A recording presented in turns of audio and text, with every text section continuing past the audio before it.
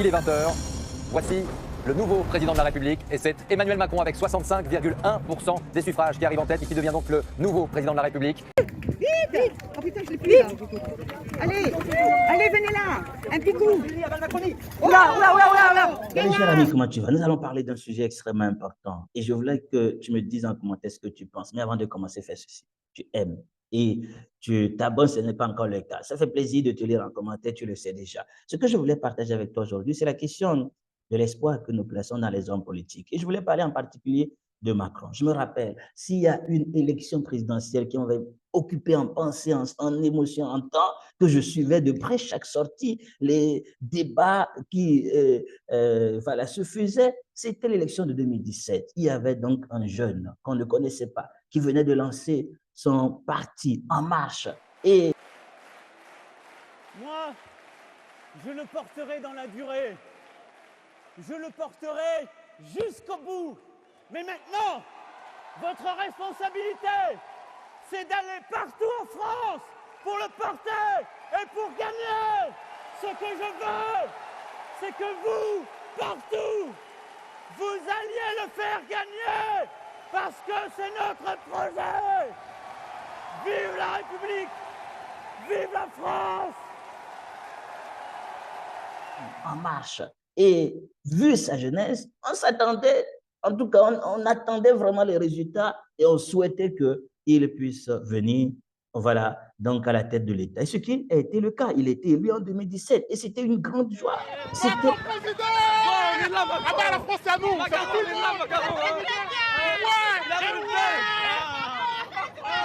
On est content que Macron est président. Voilà. Premier temps, j'ai voté pour Mélenchon. Mais deuxième temps, malheureusement, il n'y a pas assez de choix. J'ai toujours voté pour la gauche. Mais là, le fait de voter pour M. Macron, pour moi, c'est un nouveau souffle parce que tout simplement, il représente un nouveau visage, il représente une nouvelle génération. Et franchement, quand j'ai appris sa victoire, j'étais ému. On attend de la fête. Je me rappelle de ce premier discours qu'il a tenu, également de la joie de la jeunesse en France, comme aussi en Afrique. Il y avait de l'espoir. Mais aujourd'hui, la déception, elle est grande. La déception, elle est plus que grande. D'abord en France, avec les mouvements de Gilets jaunes que nous connaissons. Nord, à Bordeaux, Rennes, Marseille et des dizaines d'autres villes, près de 300 000 personnes se mobilisent. Nous sommes en novembre 2018. Un appel au blocage des routes circule en ligne sur Facebook. Son écho est considérable. D'innombrables ronds-points sont occupés par des personnes, toutes parées du même symbole. On a tous un gilet jaune dans la bagnole. Foutez-le en évidence sur le tableau de bord. L'objet de leur colère, l'essence et son prix qui augmentent. D'autant que le gouvernement confirme la hausse de la fiscalité à la pompe. Les gens en ont marre de se faire taxer à tout bout de champ, on est des vaches à lait. Rendez-vous est pris tous les samedis pour des manifestations parfois extrêmement violentes. Le 1er décembre 2018, ces images font le tour du monde. Des gilets jaunes forcent l'accès de l'Arc de Triomphe et saccagent l'intérieur. Après quelques mois, le mouvement s'essouffle, mais il marque par son ampleur et son caractère spontané. C'est un mouvement très particulier, tout bêtement parce que c'est un mouvement des inaudibles, de personnes qui ne sont souvent pas syndiquées, qui ne sont pas dans des réseaux associatifs, qui souvent ne votent pas, et donc rester un petit peu sous les radars. En réponse aux mobilisations, l'exécutif débloque 10 milliards d'euros pour améliorer le pouvoir d'achat. Emmanuel Macron décide aussi d'organiser le grand débat afin de recueillir les doléances des Français. Et il y a des 49.3, c'est ça, non? Voilà, des impositions, des lois, il y en a beaucoup qu'il a utilisées. La dernière, c'était par rapport donc, voilà, aux réformes de la retraite, sans écouter sa population, sans accepter le débat. La déception, elle est grande au niveau de la population française. Et en Afrique, n'en parlons même pas, une grande déception.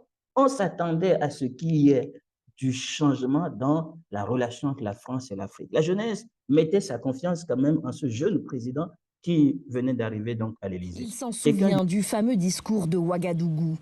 Il avait pris place dans ce même amphithéâtre à l'époque et entendu un jeune président français élu depuis quelques mois, Emmanuel Macron, Promettre une rupture dans la politique française en Afrique.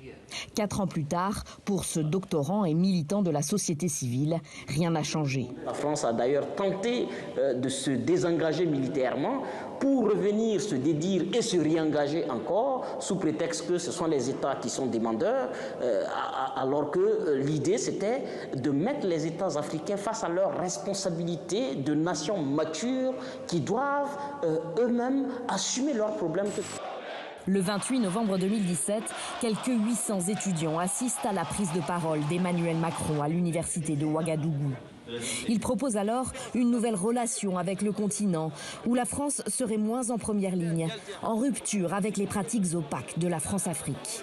L'Afrique n'est ni un continent perdu, ni un continent sauvé. Je considère que l'Afrique est tout simplement le continent central, global, incontournable, car c'est ici que se télescopent tous les défis contemporains. Présence militaire au Sahel, mainmise économique. Dans de nombreux domaines, l'ingérence française serait toujours pesante sur le continent, selon ce journaliste qui était étudiant ici il y a 4 ans. La France veut toujours rester. Elle n'a même pas intérêt à quitter l'Afrique. Pas du tout. Elle veut rester. Mais comment rester face à une jeunesse aujourd'hui qui est éveillée, consciente? Alors il faut trouver nécessairement une autre forme de rester. Quelqu'un disait que Macron est tombé dans le piège africain. Pourquoi vous dites aujourd'hui, et c'est le titre du livre que vous publiez, pourquoi vous dites que Emmanuel Macron est tombé ou peut-être va tomber dans une sorte de piège africain? Il est déjà tombé dans le piège africain. Ça veut dire, si on regarde son intervention devant les étudiants burkinabés quand il est arrivé au pouvoir en 2017, et c'est son premier voyage en Afrique au Burkina Faso, où il leur explique, voilà, moi je suis de la génération Macron, on va tourner la page, on va arrêter de regarder dans le rétroviseur. Et très rapidement, il est rattrapé par la réelle politique. Ça veut dire, il y a tous ces autocrates africains, un certain nombre de dynasties dans le précaré français. Et lui dit toujours, moi je dit carrément, moi je n'aime pas l'Afrique francophone, l'ancienne France-Afrique, il faut sortir, il faut aller vers les pays anglophones. Donc là, il se fait piéger sur le continent africain parce qu'il est obligé de plus en plus de pratiquer la réelle politique.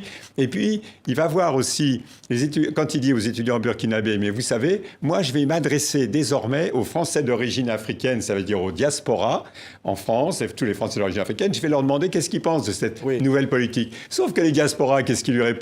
D'abord, très souvent, ce sont des exilés politiques, il ne faut pas oublier, le Congo, Côte d'Ivoire, etc., ou Camerounais, ils disent, mais alors, dites-nous, donc, Président, vous dites ça, mais vous soutenez nos autocrates. Donc, c'est pour ça que c'est le piège du continent à l'Hexagone, piège en Afrique et piège ici. Parce que justement... Il a raison. Peut-être que ce n'est pas sa faute et qu'il ne savait pas comment rompre vraiment avec le système qui était en place. Vous savez, on est souvent prêt à critiquer. Je ne le critique pas. Mais quand tu marches dans le pied de, j'allais dire, tu marches dans la chaussure de quelqu'un, là, tu comprendras ce qu'il traverse. Mais ce que je voulais dire dans cette vidéo, surtout, c'est le fait que toi, jeune, tu ne dois t'attendre qu'à toi seul. Changer ta vie, changer ta situation ne dépend pas du nombre d'élections auxquelles tu vas participer, du président qui est au pouvoir, du dictateur qu'il soit, ou bien du militaire qui a pris le pouvoir par coup d'État. Le changement de ta situation dépend uniquement que de toi. L'espoir que nous mettons dans les hommes politiques, l'espoir que nous mettons dans les résultats, on espère un changement d'homme d'État, dans tous les cas, c'est déception sur déception. Ce n'est pas juste Macron. On a eu des présidents en Afrique qu'on espérait changer des choses, qui, quand ils étaient dans l'opposition, montraient qu'ils étaient donc panafricains. Mais une fois arrivés au pouvoir, c'est le contraire. Oppression de l'opposition de son pays, emprisonnement, tuerie d'autres et exil d'autres et de multiples partis d'opposition. Et bien sûr, la situation ne change pas au niveau de la population. C'est la déception. Et nous sommes souvent en train continuellement de critiquer les chefs d'État comme si ce sont eux qui changeront un jour notre situation. Dans cette vidéo, je voulais t'encourager. Je voulais te motiver à réfléchir à ce que tu veux faire de ta propre vie, à ce que tu veux faire de ta situation, à réfléchir aux compétences dont tu as besoin pour pouvoir valoir plus sur le marché du travail ou encore un projet entrepreneurial dans lequel tu vas te lancer. Parce que quand nous sommes là en train de critiquer et de parler mal de nos chefs d'État, il y a des gens qui se font beaucoup d'argent. Non pas dans le sens de la corruption, mais par l'effort, par le travail, parce qu'ils créent des business, parce qu'ils créent des entreprises. Moi, je suis tellement dérangé, mon cœur saigne quand je vois nos jeunes mourir dans la main parce qu'ils essaient d'aller en Europe. Ils croient que c'est là où il y a l'Eldorado, la bénédiction. Et c'est ça, la mauvaise conception qu'on nous a mise en tête par rapport à l'Occident. Les gens souffrent terriblement là-bas. On est tellement déterminés à aller chez eux, alors qu'eux, ils cherchent à venir chez nous. Ils se battent pour trouver une place en Afrique. Tout le monde se bat aujourd'hui pour trouver sa place en Afrique. The Biden administration believes that the future is being written today in Africa. Notre croissance économique aussi, à nous Européens, nos échanges, nos emplois vont dépendre de plus en plus de l'Afrique. Ça n'est ni une bonne ni une mauvaise nouvelle, c'est un fait. Et tout dépendra de ce que nous en faisons. Nous avons l'opportunité de nous arrimer au continent qui, progressivement, sera aussi l'un des marchés économiques les plus jeunes et dynamiques du monde et qui sera l'un des grands foyers de la croissance mondiale. Mais les Africains, jeunes que nous sommes, des fois, nous ne réalisons pas ce que nous avons comme richesse. Je ne dis pas que la gouvernance, les autorités n'ont pas leur part de responsabilité. Chacun a sa part de responsabilité. Mais dans la majorité des cas, si tu veux changer ta situation, personne ne va s'opposer à toi. L'entrepreneuriat, il y a plusieurs qui créent leur structure et qui s'en sortent très bien. L'agriculture, personne ne va t'empêcher d'entreprendre en agriculture et en plusieurs domaines dans lesquels tu peux facilement vivre aisément. C'est au travers de l'entrepreneuriat que nous pourrons donc bien sûr nous développer et arriver à une certaine autonomie financière. C'est une certitude. On ne le dira jamais assez et j'encourage chacun d'entre vous qui me suivez à vous lancer dans quelque chose. Nous pouvons prier pour nos autorités qu'ils changent de cœur et qu'ils pensent au bonheur de nos pays, mais malheureusement, l'homme est homme. L'homme est vraiment homme. Et il n'y aura, à mon avis, aucun homme parfait. C'est vrai, nous saluons les efforts donc, des nouvelles autorités au Mali, au Burkina Faso, au Niger, mais ils ne sont pas parfaits. Ils font de leur mieux. Et ce n'est pas toute la population qui est satisfaite. Il y a toujours des choses qui manquent, on veut ceci, il y en aura toujours. C'est pour dire, lorsque nous nous attendons uniquement aux autorités, nous allons être déçus. Lorsque nous mettons notre confiance dans un humain, quel qu'il soit, nous allons forcément aller vers la grande déception. Ce sont tes compétences, ce sont tes savoir-faire, c'est tes efforts, les actes que tu poses qui t'amèneront donc à une certaine indépendance réelle. Et c'est de cela dont nous avons besoin en Afrique. Voilà mon message pour toi aujourd'hui. Dis-moi en commentaire ce que tu penses, parce que il faut qu'il y ait un véritable changement de mentalité dans nos pays en Afrique. Merci d'être donc fidèle à notre chaîne. Si tu n'étais pas encore abonné, fais-le, aime et partage cette vidéo. Ne quitte pas sans me dire ce que tu penses en commentaire par rapport à ce sujet de l'espoir dont nous sommes déçus très souvent. Merci encore. À bientôt, chers amis. Au revoir.